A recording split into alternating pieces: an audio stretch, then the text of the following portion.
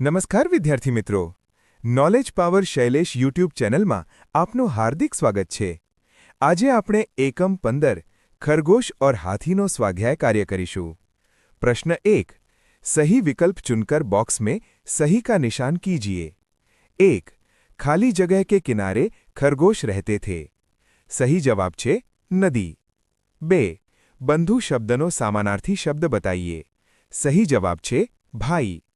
3 किस मुहावरे का अर्थ बहुत क्रोधित होना होता है। सही जवाब छे गुस्से से कांपना। 4 हाथी किसको बहुत प्यार करते हैं। सही जवाब छे पानी। 5 चंदा मामा रात को कहाँ जाते हैं। सही जवाब छे सरोवर में।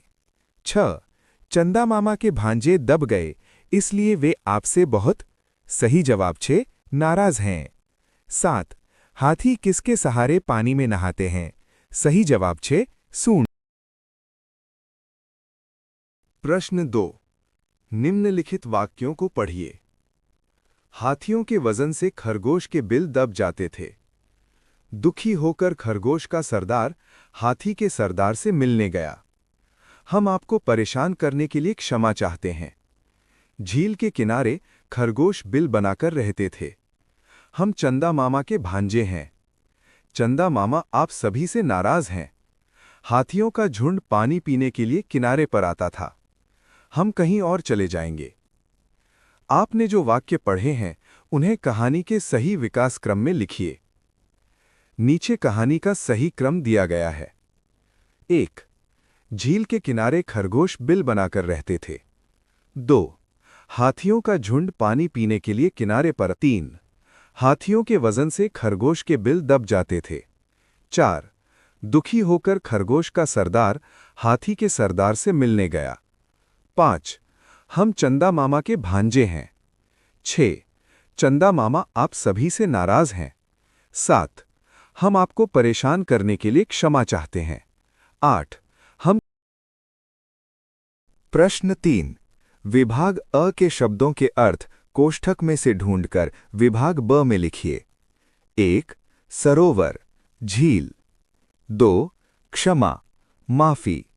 3 समीप नजदीक। 4 गज हाथी। 5 वन जंगल। 6 कुचलना दबाना। 7 सुराख छेद। 8 गुस्सा क्रोध। 9 कोमल मुलायम। प्रश्न 4 प्रश्नों के उत्तर एक एक वाक्य में दीजिए। झील के किनारे कौन रहता था। झील के किनारे खरगोश रहते थे। खरगोश के घर को क्या कहा जाता है। खरगोश के घर को बिल कहा जाता है। हाथी झील के किनारे क्यों आए। हाथी पानी पीने और उसमें नहाने के लिए झील के किनारे आए। खरगोश क्या खाते हैं। खरगोश नरम घास और गाजर खाते हैं। झील के किनारे की जमीन कैसी थी। झील के किनारे की जमीन गीली और नरम थी। जंगल में कौन आया। जंगल में हाथियों का एक झुंड आया। खरगोश की जगह आप होते तो आप क्या करते। खरगोश की जगह अगर मैं होता तो मैं भी इसी तरह सूझबूझ और बुद्धिमानी से हाथियों को समझाकर समस्या का हल निकालता। प्रश्न 5 शब्दों के अर्थ देकर उनका वाक्य में प्रयोग कीजिए। 1 झुंड अर्थ समूह या टोली। वाक्य जंगल में हाथियों का एक बड़ा झुंड रहता था। 2 भांजा अर्थ बहन का लड़का। वाक्य खरगोश ने कहा कि वे चंदा मामा के भांजे हैं। 3 चंदा अर्थ चांद या चंद्रमा। वाक्य रात को आकाश में चंदा बहुत सुंदर दिखाई देता है। 4 बिल अर्थ पशु पक्षियों के रहने का जमीन के अंदर का छेद। वाक्य खरगोश झील के किनारे अपने बिल बना। प्रश्न 6 चित्रों के आधार पर कहानी लिखिए। एक समय की बात है, एक टोपी वाला शहर में टोपियां बेचने जा रहा था।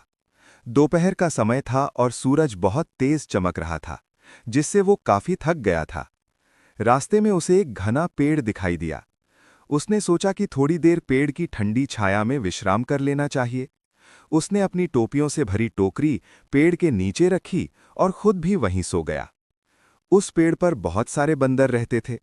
जब टोपी वाला सो गया तो बंदर नीचे उतरे और टोकरी में से रंग बिरंगी टोपियां निकालकर अपने सिर पर पहन ली। वे वापस पेड़ पर चढ़ गए और आपस में शोर मचाने लगे। थोड़ी देर बाद जब टोपी वाले की नींद खुली तो उसने देखा कि उसकी टोकरी खाली है। उसने इधर-उधर देखा, फिर उसकी नज़र पेड़ पर बैठे बंदरों पर पड़ी। उसने देखा कि सभी बंदरों ने उसकी टोपियां पहन रखी है। टोपी वाला परेशान हो गया और उन्हें डराने के लिए हाथ हिलाने लगा, लेकिन बंदरों ने भी नकल करते हुए अपने हाथ हिलाए। उसने एक पत्थर उठाकर उनकी ओर फेंका तो बंदरों ने भी पेड़ से फल तोड़कर उसकी ओर फेंके। तब टोपी वाले को समझ आया कि ये बंदर नकलची हैं। उसने एक तरकीब सोची। उसने अपने सिर पर पहनी हुई टोपी उतारी और उसे जमीन पर फेंक दिया। उसे देखकर सभी बंदरों ने भी अपनी अपनी टोपियां सिर से उतारी और नीचे फेंक दी। टोपी वाला मुस्कुराया और उसने जल्दी जल्दी सारी टोपियां इकट्ठी की, उन्हें अपनी टोकरी में रखा और खुशी खुशी अपने रास्ते पर चल दिया। प्रश्न 7 मातृभाषा गुजराती में अनुवाद कीजिए। 1. खरगोश के बिल जमीन के अंदर थे। अनुवाद ससलाओना दर जमीननी अंदर हता। 2. हाथियों के झुंड में कुछ शरारती हाथी थे।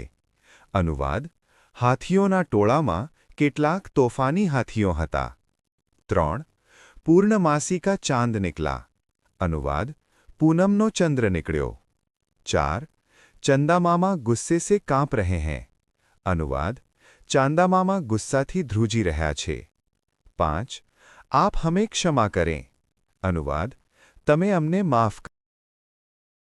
प्रश्न 8 दोनों चित्र देखकर उनके बीच का भेद स्पष्ट करते हुए 5 अंतर बताइए और लिखिए। 1.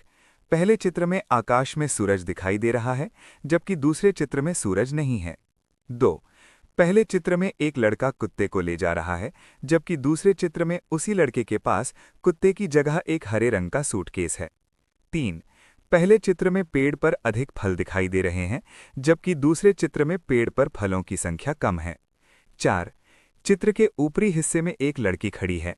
पहले चित्र में उसके पास गुलाबी बैग है, जबकि दूसरे चित्र में वह बैग गायब है या उसकी स्थिति अलग है। 5. दूसरे चित्र में पीछे की दीवार पर एक काली बाल्टी लटकी हुई दिखाई दे रही है, जो पहले चित्र में नहीं है। इतना कीजिए।